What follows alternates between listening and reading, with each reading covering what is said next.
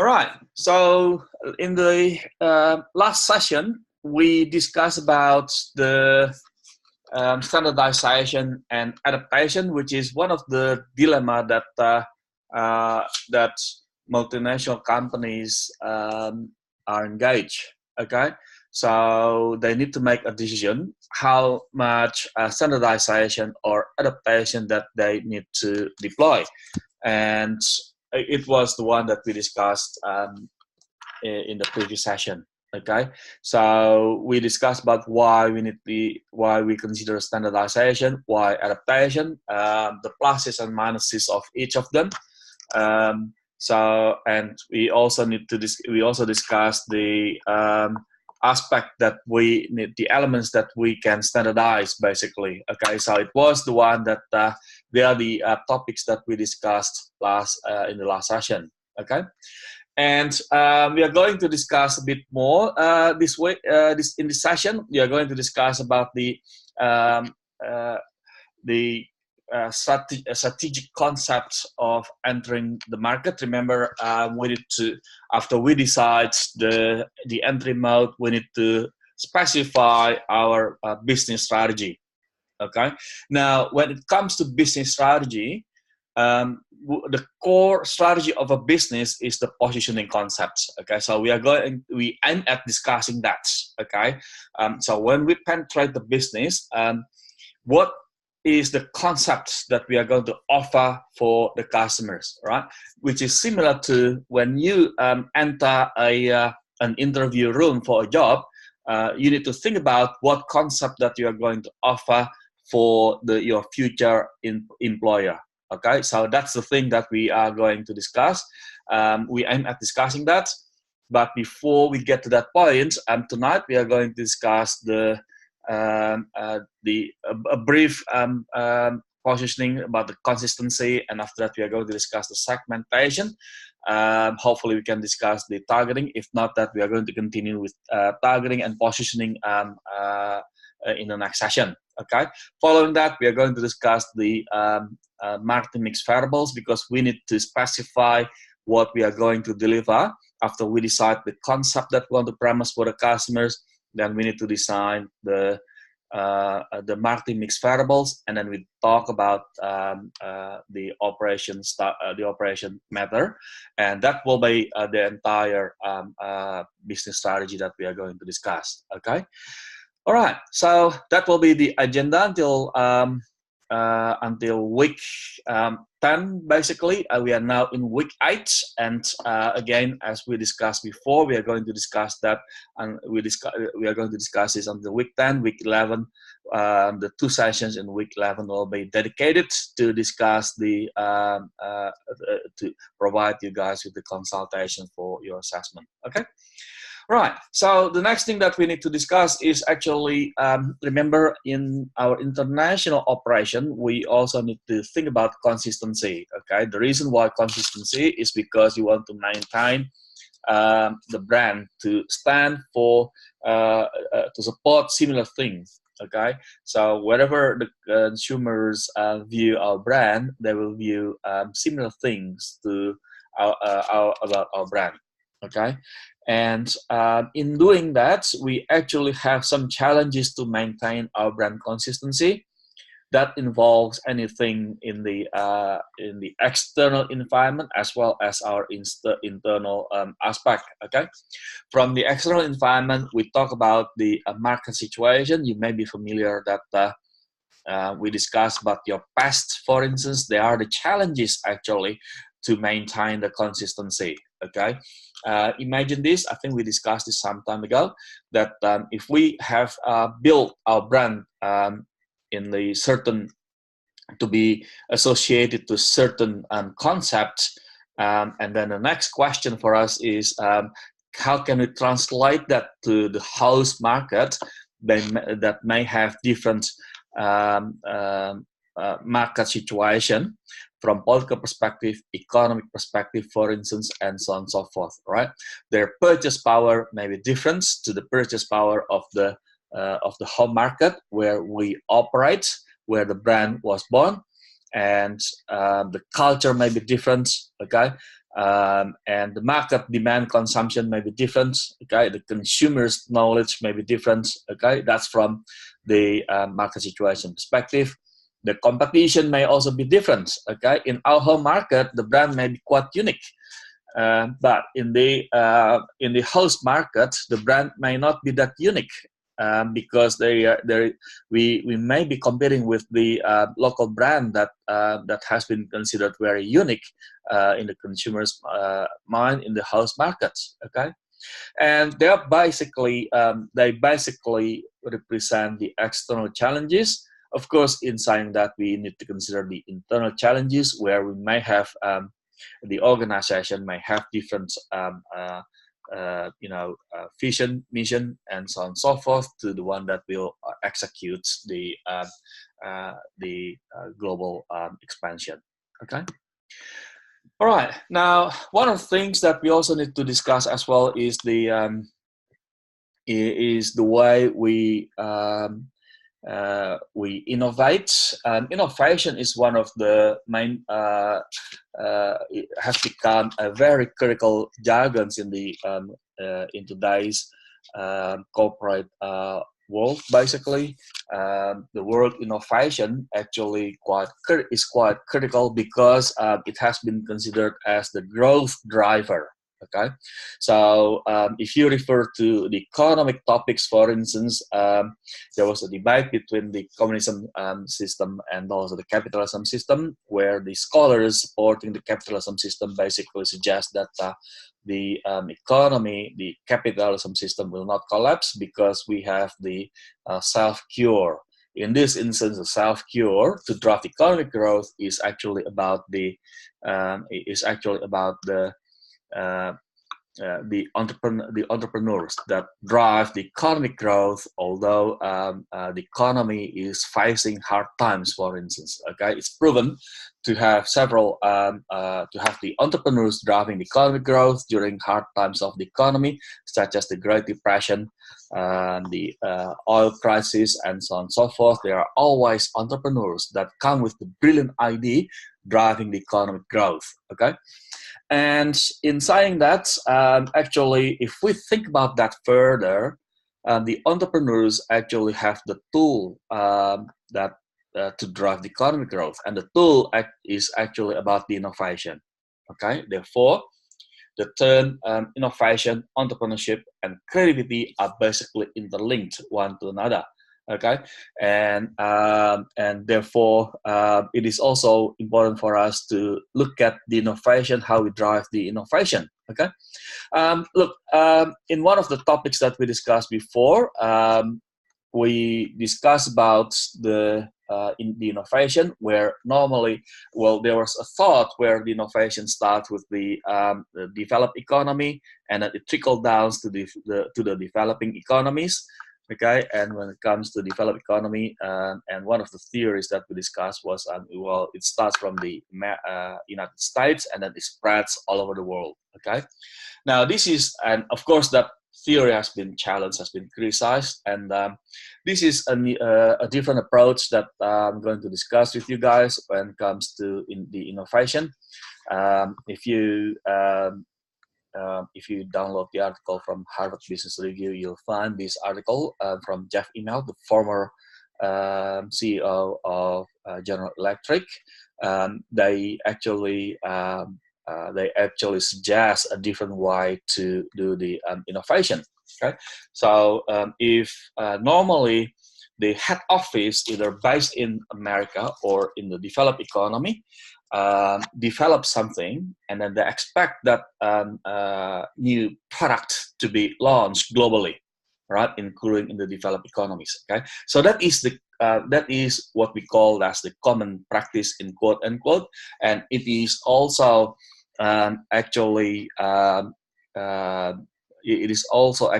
reflecting the spirit why we do the international business, because we have the capacity in the home market and we want to expand, okay, to the other markets to capitalize the capacity. It is one of the reasons why we do it. Okay, and this one here is a different way, basically. Therefore, we call they label it as the reverse innovation. Where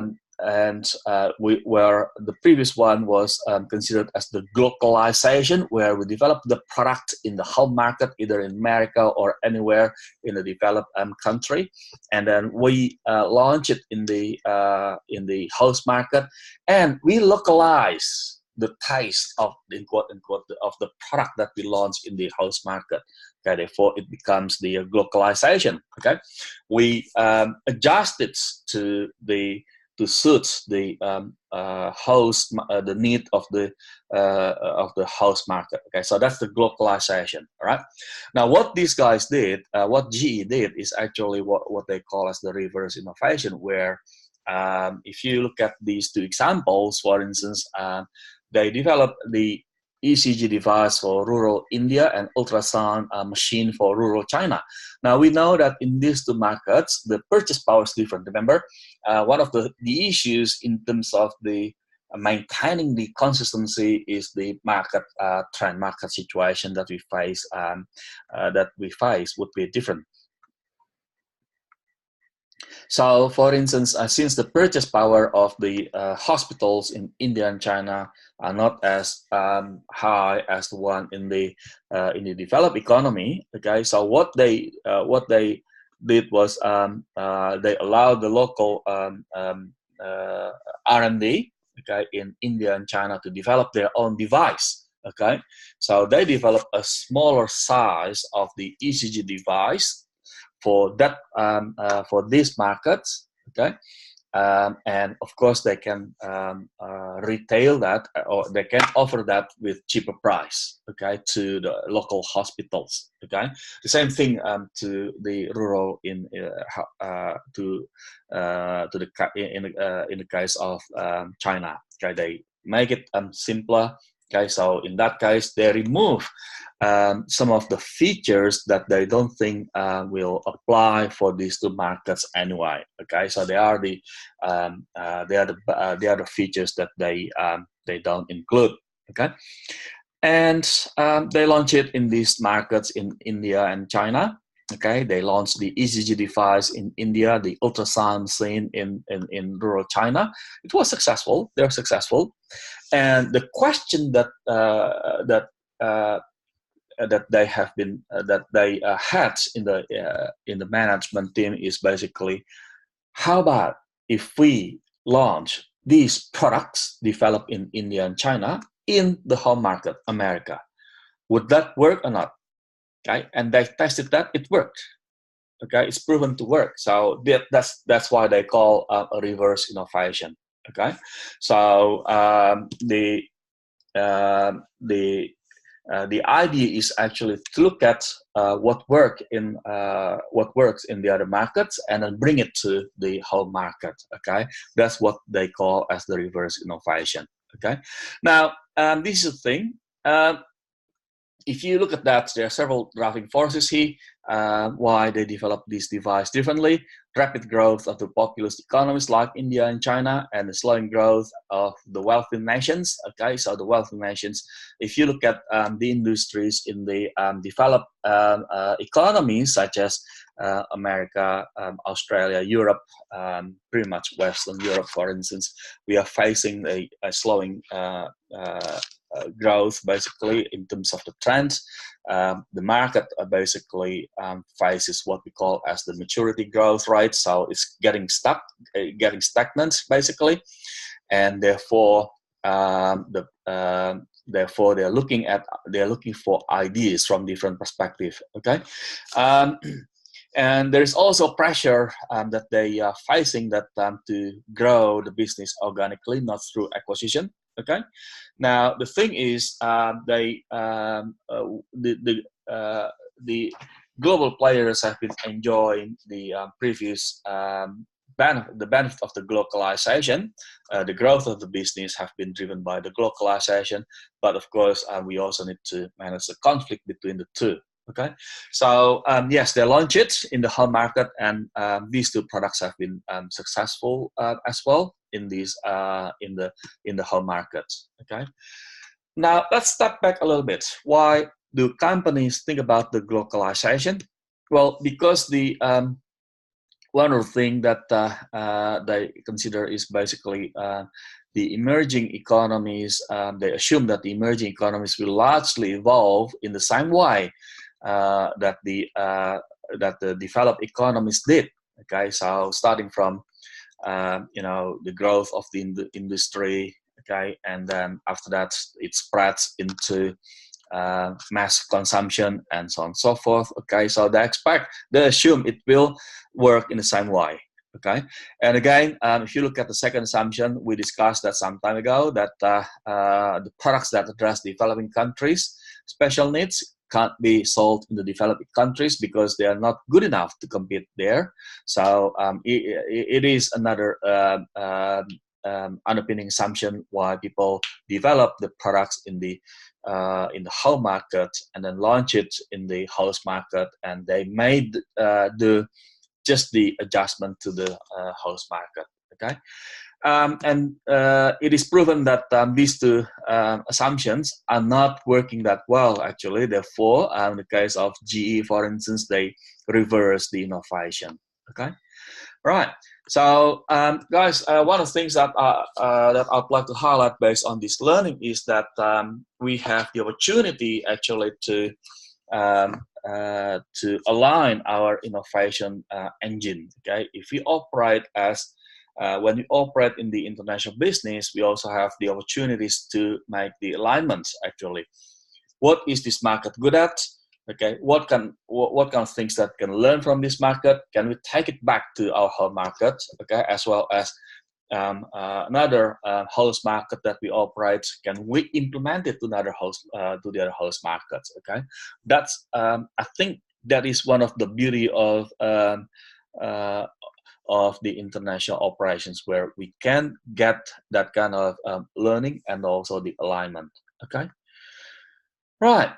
Well, this is just another issue that we need to think about. For instance, an icon brand, Australian icon brand, expanding to Asian market, for instance. Okay, so there are some challenges in here that require us to think about the adjustment, for instance, to a certain degree. Okay.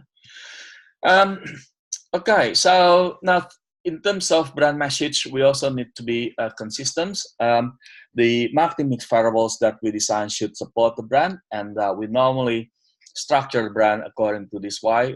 What product features that we offer, what are the functional benefits, okay, going up, what the functional benefits are, and the emotional benefits, how do consumers feel and look, and the brand personality, what the brand stands for, and also the brand iconography. And last one is the brand essence, or what the brand DNA is all about. Okay, so that's to maintain the brand consistency. Now, in saying that, the idea when it comes to innovation, we also need to think about what the brand stands for in the consumer's mind, what kind of brand that we want to build, and after that, we think about the product IDs. And the question for us is, how can we align this to the host market? Okay. And this is one of the things that I'd like to bring as well to you guys when it comes to brand and global positioning strategy. There's been a question whether it is possible or not to build the same positioning strategy across the globe. Okay. Now, why do we discuss this positioning strategy? Is it not to marketing? Well, arguably, positioning is the core strategy of the business. Whatever you promise, positioning reflects the promise that you need to deliver for the consumers. So whatever you promise, all other business functions should support it. Okay, so this is an analysis from one of the former CMO of a global company. He analyzed that we need to find the universal truth of a brand.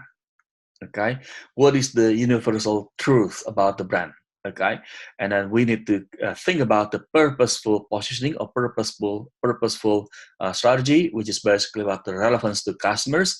And after that, we need to think about the implementation in terms of creating the total experience for the customers. Okay, that helps us to build the connection with the customers. That helps us to build the engagement with the customers. Okay. Oops, sorry.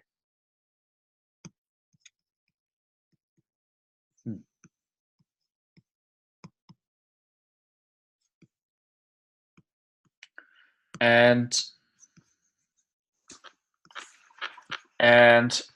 if we look at that,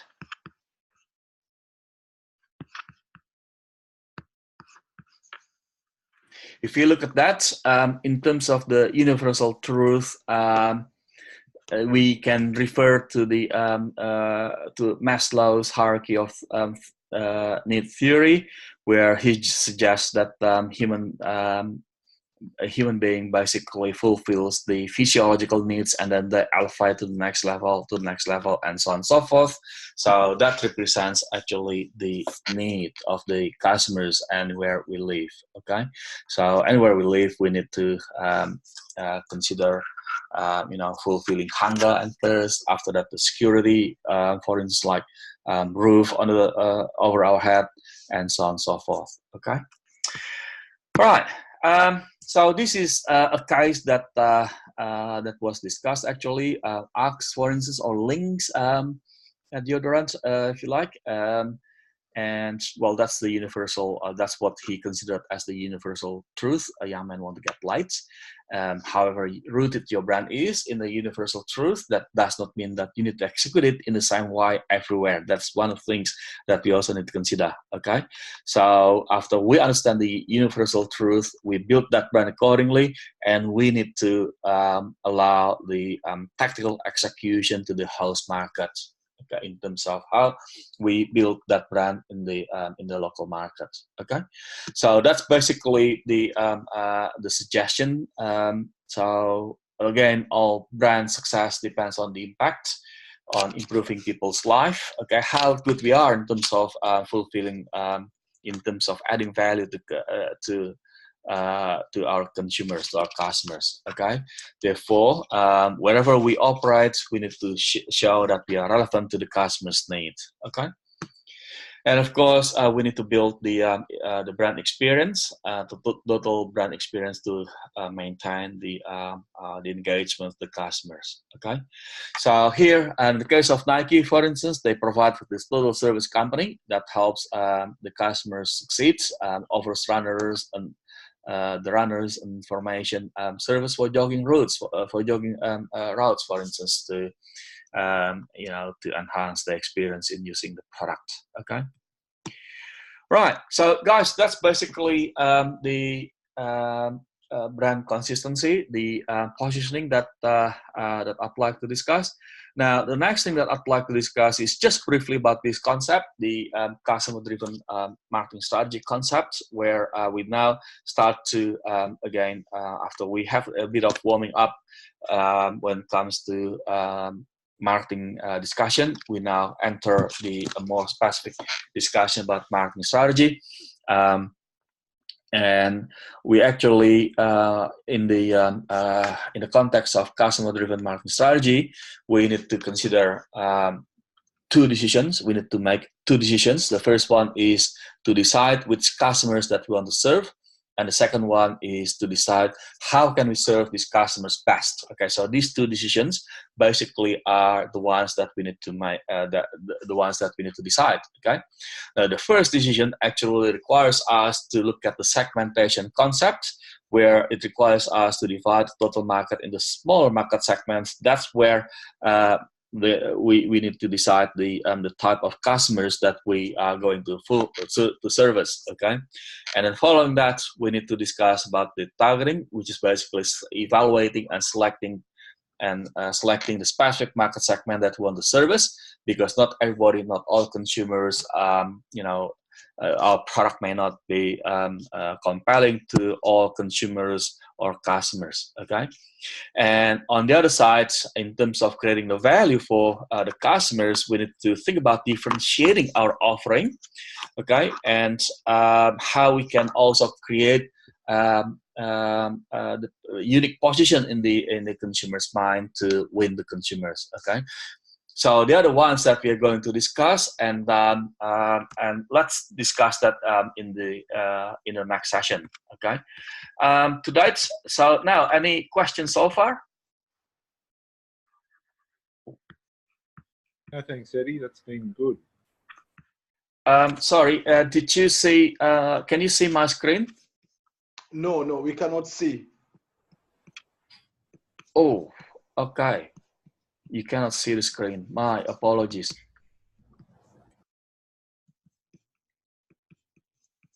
I thought I shared my screen to you.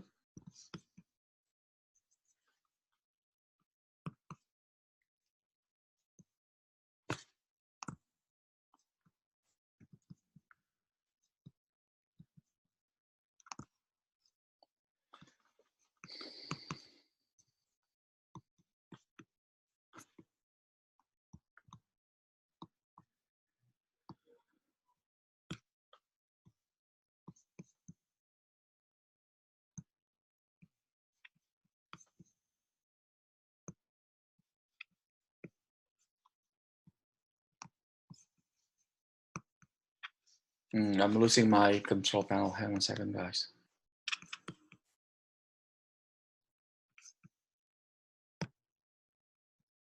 Okay.